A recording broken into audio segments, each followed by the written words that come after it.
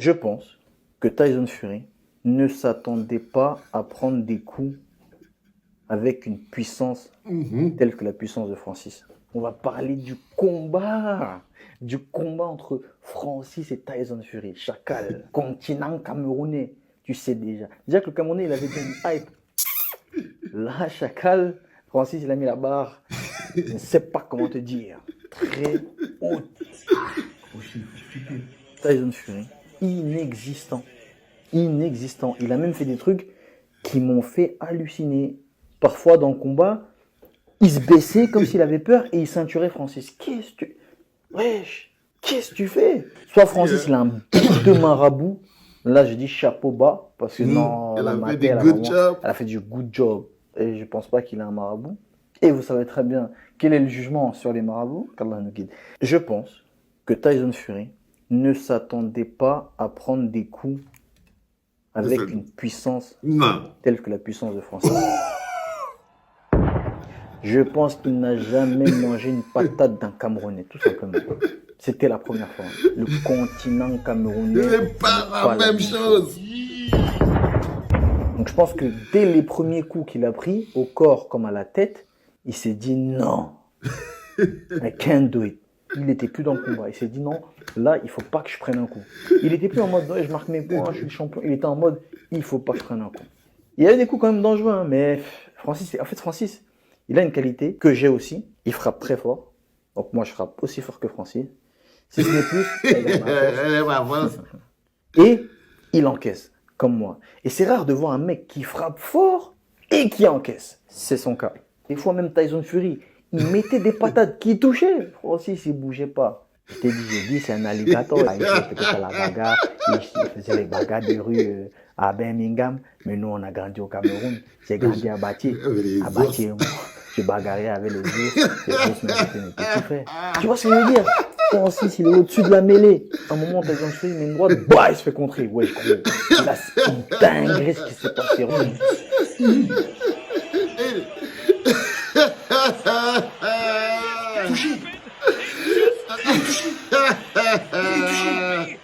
Il est touché, c'est une dinguerie. Là, il n'était plus là, Tyson Fury. En fait, je sais pas comment te expliquer. 4e round, 5e round, il n'était totalement plus là. Il était à 100, effacé. Il accrochait, il tournait, il était en mode survie. C'était incroyable. Là, à ce moment-là, Francis Ngannou avait écrit l'histoire. Incroyable. Il n'y avait que du people. Mais vous n'avez pas conscience du rêve. En fait, c'est un rêve de gosse. Il est né au Cameroun. Il a galéré. Il est issu d'une famille vraiment, même modeste. C'est trop même. Même modeste, c'est riche par rapport à d'où il vient. C'est une dinguerie du village de Bati. Il a galéré, il est arrivé en France. Son rêve de gosse, c'était d'être boxeur. On le met en face du meilleur boxeur du monde. C'est une dinguerie, il est en train de combattre Tyson Fury, c'est une dinguerie. Il a 0 combat en boxe professionnel. Il arrive entraîné par la légende Mike. Non, gros, c'est une dinguerie. Ouais, c'est pas possible. Juste l'image où il est comme ça, avec Mike Tyson à côté, gros, moi, les larmes aux yeux, frère. Il a réalisé le rêve de tous les boxeurs. Sous les yeux de sa mère qu'il a mis au monde. Imaginez la fierté de le daron. C'est clair. Juste à dire ça, j'ai les larmes aux yeux. C'est clair, frérot. C'est clair, frérot. Il a réalisé mon rêve, ça y est, c'est bon. Quand je dis que je suis fier d'être Camerounais, vous croyez que c'est un peuple à part? Je ne sais pas comment t'expliquer. Et je suis sûr que s'il y a une revanche, I keep my eyes on him, and hopefully we get a rematch. This time things gonna be definitely different. il va l'éteindre. Écoutez bien, il va l'éteindre. Ce qui est dingue, c'est ce qu'il dit, Cédric Ndoumbe. Il a dit que vous ne pouvez pas comprendre pourquoi je suis fier d'être Camerounais. Parce que c'est un peuple extraordinaire. Pourquoi je suis fier d'être Camerounais? Il y a des choses qui nous dépassent. C'est quand je vous dis que vous ne connaissez pas votre force. Les gens qui ont réussi à être au contact de leur force intérieure authentique camerounaise vous diront la fierté qu'on a. Parce que quand tu n'as pas encore réussi à toucher ta source intérieure, tu ne peux pas connaître la fierté qu'il y a de venir de ce pays-là. Bonjour les enfants, c'est papa. Mon mur est un asile psychiatrique à ciel ouvert et ma salle d'attente est toujours full option les enfants. Bondés, bienvenue à la clinique. Ce dimanche, je voulais partager avec vous l'un de mes kiffs les plus magnifiques. J'adore cette séquence où Cédric Doumbé, il parle avec admiration, avec amour, avec force, de la performance et des capacités et du talent et de la puissance de Francis Ngannou. C'est-à-dire que c'est une séquence, je voulais la partager avec vous parce que c'est l'une de mes séquences cultes. C'est une de mes séquences préférées. Je regarde cette séquence au moins 10 fois, 20 fois par jour pour me rappeler des petites choses liées à la profondeur de la grandeur. Et quand j'écoute chaque fois Cédric Doumbé parler dans cette capsule-ci de Francis Ngannou, ça me touche tellement à un point, vous n'avez pas idée. Et ce dimanche, je voulais partager avec vous cette énergie que je ressens à chaque fois que je regarde cette séquence puissante. N'oubliez surtout pas, les enfants, ne vous déconnectez pas de votre grandeur, que les problèmes, que ce qui nous divise ne soit pas plus fort que ce que nous avons en commun. Il faut que vous dites ça. Que ce qui nous divise ne soit pas plus fort que ce que nous avons en commun. Je n'ai pas dit que ce qui nous unit, ça n'existe pas. C'est ce que nous avons en commun et en premier, ce que nous avons en commun, c'est le Cameroun, le pays. Que ce qui nous divise ne soit pas plus grand que ce que nous avons en commun. Chacun d'entre nous, dans sa particularité, c'est ce que nous avons en commun qui est le plus important. Est-ce que ce qu'il fait, dans son art, dans son approche, grandit et bénéfique, n'est pas pour ce que nous avons en commun?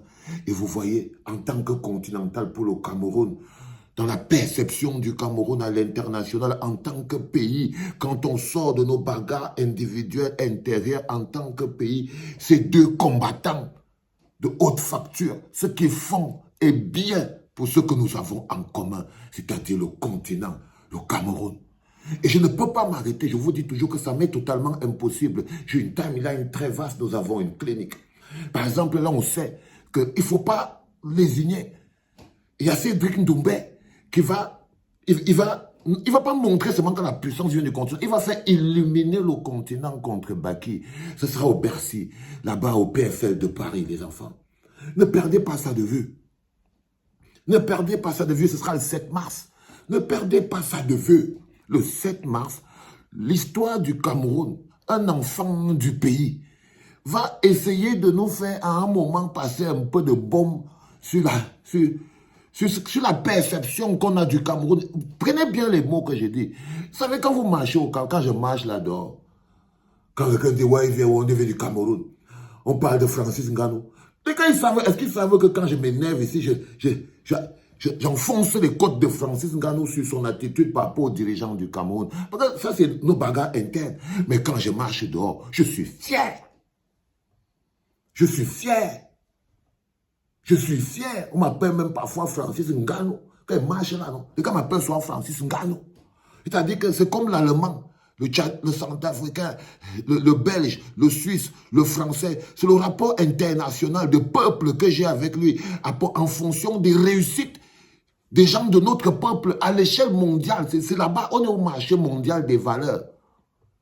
On est au marché mondial des valeurs. Et le 7 mars, ce sera au PFL, au Bercy de Paris. Et il sera là-bas l'homme qu'on appelle Francis Doumbé. Il va faire du sale. Et vous devez être là, les enfants. Pour l'histoire, c'est déjà sold out, c'est plein. Mais ce n'est pas de ça qu'il s'agit. Il s'agit de comment on capitalise avec toutes ces choses pour l'image du continent. Comment c'est qu'on capitalise, comment on transforme ça en un mécanisme d'attraction. Le Cameroun est la fabrica du MMA. Le Cameroun est la fabrica des combattants. Si on avait une politique culturelle claire, on serait en train de se battre aujourd'hui pour que le Cameroun soit vu un peu comme la Jamaïque pour le reggae, les États-Unis pour le rap, l'Angleterre pour la boxe, le Cameroun pour le MMA, le Brésil pour le foot.